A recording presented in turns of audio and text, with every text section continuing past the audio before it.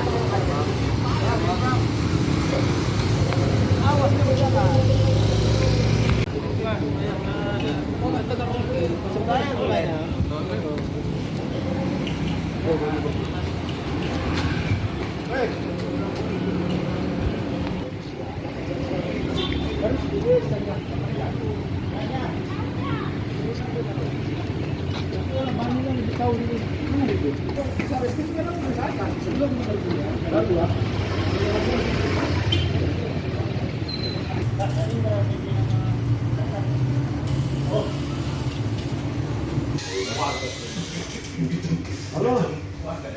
ini di apa? Belum.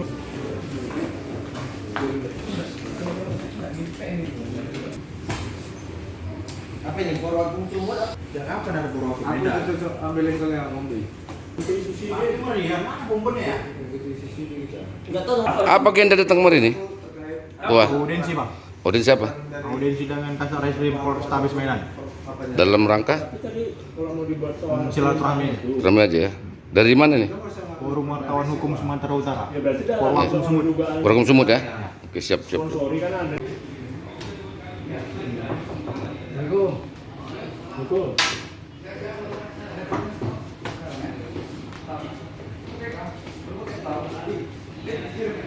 Dikirim siapa? Sebelumnya. Mana selama ini? Sini sudah. Ya dulu siap. Ya dulu.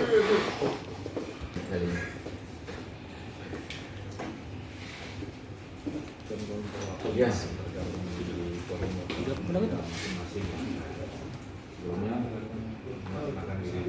Dari do. Saya dari Narensip.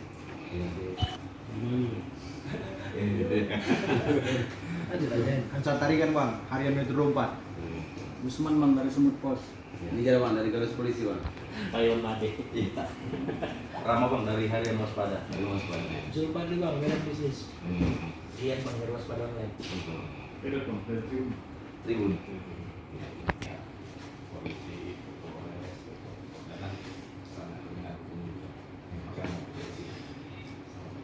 Sebelumnya kami sudah dikerjati kita buat kita apresiasi itu proses cepat tanggap masalah wartawan.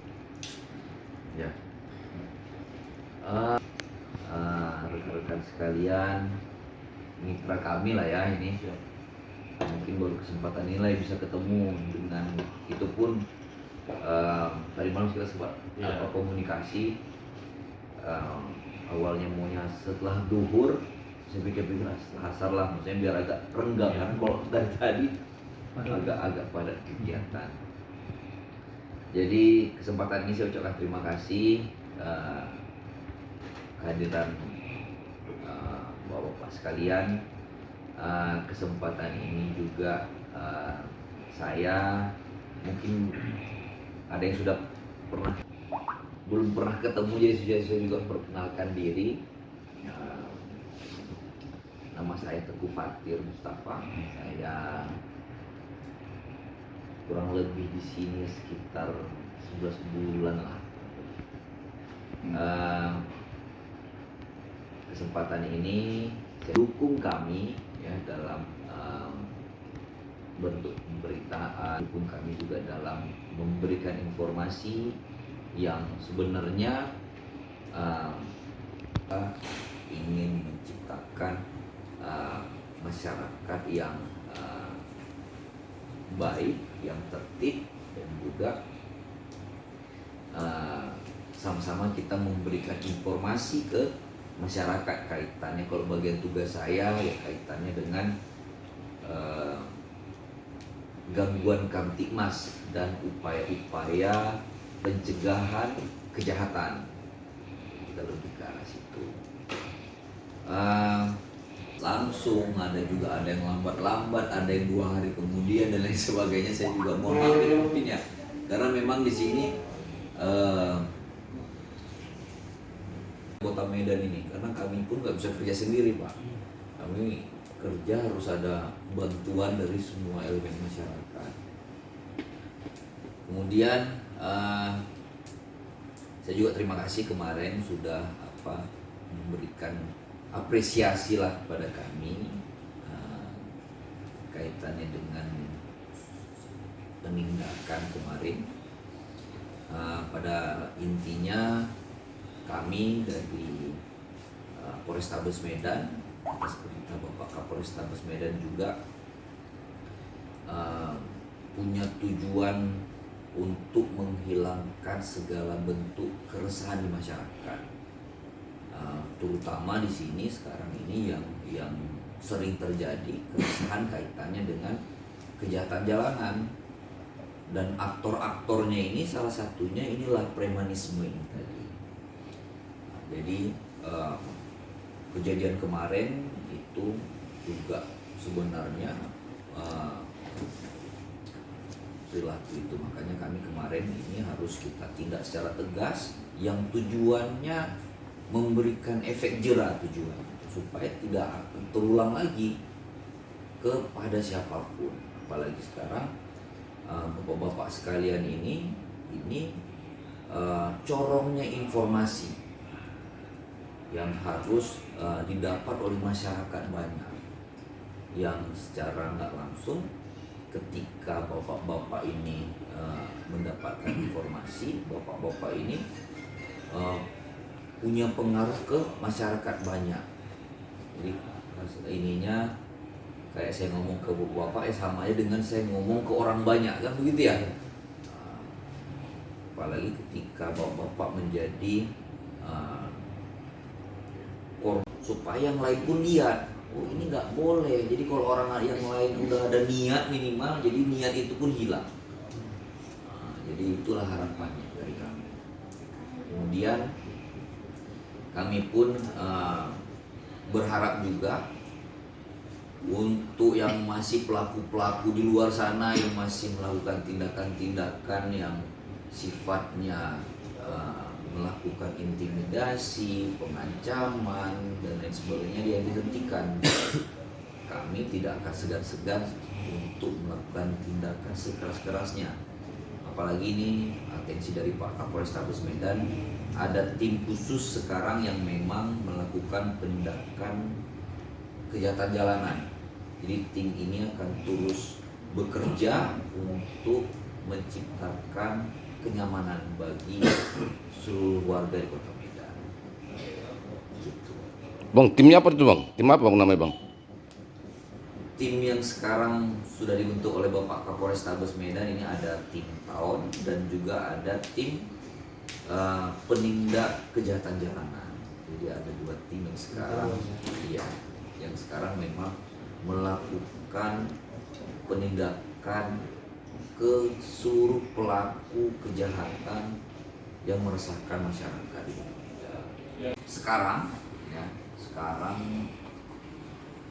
atensinya Bapak Kapolrestabes Medan, pelaku kejahatan yang kita ukur dari perbuatannya, apabila memang dapat dipersangkakan dengan pasal-pasal ataupun aturan-aturan yang sesuai dengan perbuatan, akan kita berikan pasal yang seberat-beratnya. Jadi kalau memang kemarin bapak-bapak melihat ada damai pernyataan dan lain sebagainya, sekarang enggak. Nah, sekarang anak-anak pun yang konvoi pakai senjata tajam kita tahan, airsoft gun meresahkan kita tahan, ada orang diancam kita tahan, semuanya kita lakukan tindakan tegas. Karena itu tadi pemikiran mereka pelaku kejahatan ini, kalau aku bikin kayak gini, bikin surat pernyataan pulang. Sekarang enggak, sekarang masuk semuanya. Ini kayak mana kita menanggapi itu? Kita dalami atau semua kemungkinan kita dalami, kita cek juga alibinya dia, bener nggak dia ke situ dengan tujuan datang ke karena diajak adiknya. Kemudian kita sandingkan juga keterangan dia dengan keterangan yang lain. Kemudian juga kita melakukan pengecekan terhadap alat komunikasinya. Sampai dengan saat ini keterangan dia masih sesuai bahwa yang bersangkutan itu datang ke situ karena diajak sama adiknya, yang kebetulan adiknya itu memang salah satu saksi di perkara yang sedang kami tangani. Kalau lain nanti kami dapat dalam perjalanannya proses penyidikan ini, ya pasti akan kami dalami, dan kami tidak akan berhenti sebelum memang maksimal dan pendalaman yang kami lakukan pun maksimal. Izin Bang. Terhadap yang bersangkutan sudah kita lakukan rangkaian pemeriksaan, yang salah satunya itu juga cek dari info, kemudian kaitannya dia akan terlibat dengan tindak pidana lain, juga kita cek lagi riwayat dia pernah atau tidak berperkara di tempat ini, semua kita lakukan pengecekan karena memang apa yang dia lakukan ini kan sesuatu yang agak berbeda ini. Ya. Dia melakukan tindakan pengancaman di depan orang banyak, dan itu kan sesuatu yang memang perlu kami dalami, dan saat ini juga masih berjalan. Siapa tahu di bawah alam sadar dia Iya, melakukan seperti itu. semua kemungkinan kami dalami. Berarti belum ada tes urin. Kita tes urin, tetapi kita lakukan tes urin yang sifatnya lebih pasti. Jadi kita melibatkan dokter.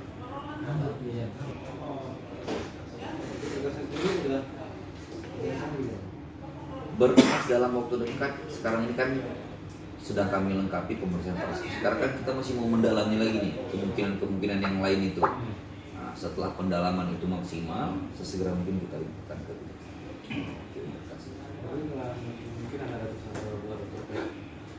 seandainya memang pendalaman kami itu muncul orang-orang yang menyuruh melakukan, kemudian turut serta melakukan, ya akan ada. Tapi sampai dengan hari ini belum. Tapi kita akan jalankan.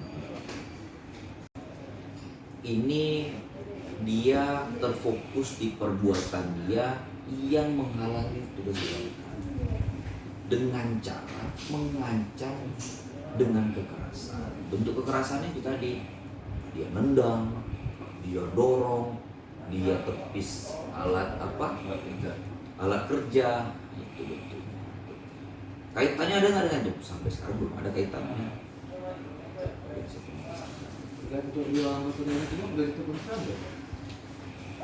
Rangkaian penyidikan terhadap perkara itu masih berjalan. Kenapa masih berjalan? Karena memang dalam perjalanannya ini ada beberapa hambatan kaitannya dengan proses penyidikan itu, juga ditambah lagi adanya ya mudah-mudahan dalam waktu dekat segera kami tuntas lagi.